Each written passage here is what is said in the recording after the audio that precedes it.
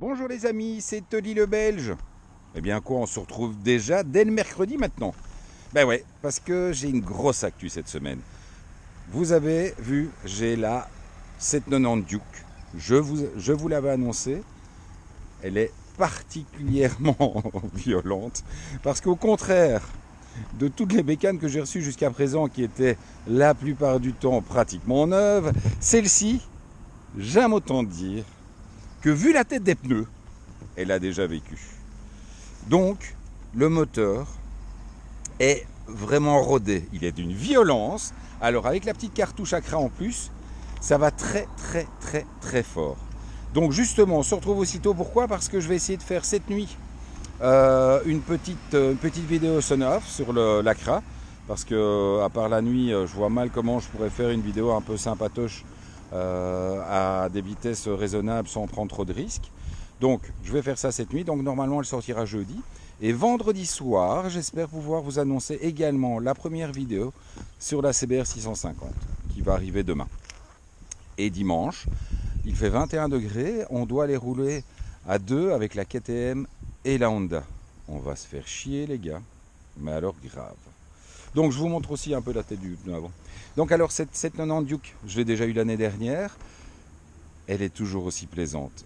Je vous avoue que le concept de scalpel, on peut dire que c'est une réalité. C'est-à-dire que quand j'étais la chercher chez l'importateur, donc j'ai été redéposer la 790 Adventure, je la prends au premier feu rouge. Je ne vais pas dire que j'ai failli me vautrer, mais je me suis surpris à prendre de l'angle.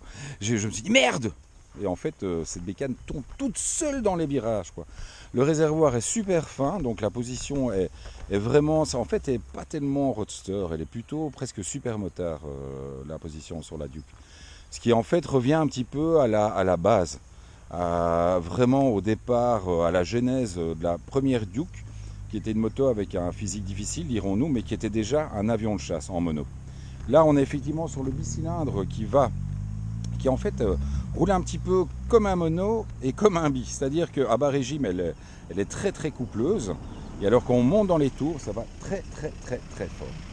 Donc on a... Ah, j'ai une fan. Non, c'est juste une femme qui fait le mytho.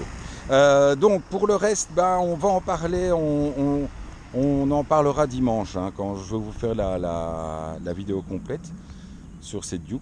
Y a le shifter, hein, ça, je commence à m'habituer. Shifter, alors ce que j'avais déjà remarqué sur l'Adventure et ce qui est toujours aussi réel sur celle-ci, le shifter c'est première, deuxième, bof. Il vaut mieux faire première, deuxième à l'embrayage. Et alors souvent 5-6 aussi bof. Pourquoi? Parce que en cinquième vous êtes déjà une vitesse assez importante, donc vous allez passer la 6, je vais dire dans le milieu du contour. Et souvent le passage de 5-6 est trop mou, on va dire. Et vous risquez souvent de vous retrouver à un point mort, ce qui vous permet de faire un beau rupteur. Je ne suis pas certain que ce soit très bon pour le moteur. Pour le reste, je vous dis, tenue de route, c'est un régal. Cette bécane, c'est grave, tu sais.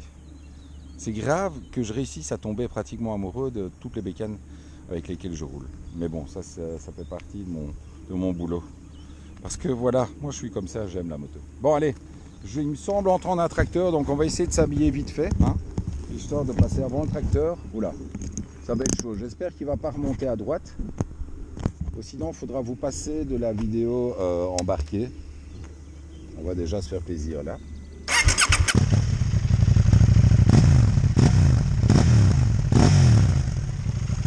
Vous voyez le concept hein, de l'Acra. Il est bien sympa. Alors, ce petit tracteur, où va-t-il? On va voir ça tout de suite. Il va évidemment sur la même route que moi.